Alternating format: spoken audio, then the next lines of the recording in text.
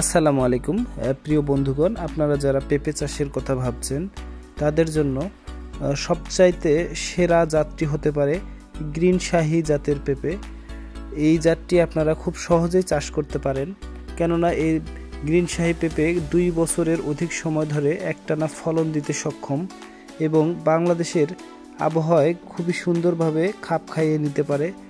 রোগবালাই মুক্ত বলা চলে এই জাতটি। খুব কম পরিচর্যায় কম পরিশ্রমে এই গ্রিন শাহি পেঁপেটি আপনারা চাষ করতে পারেন।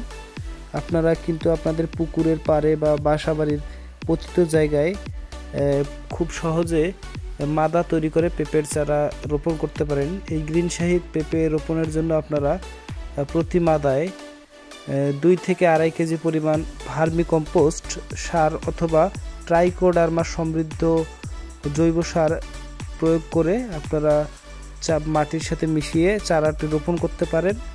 চারা রোপণের 15 থেকে 20 দিন পরে আপনারা গাছের গোড়া থেকে মোটামুটি 12 থেকে 15 ইঞ্চি দূরে আপনারা রাউন্ড করে মাটি খুঁড়ে সেই সার দিতে পারেন।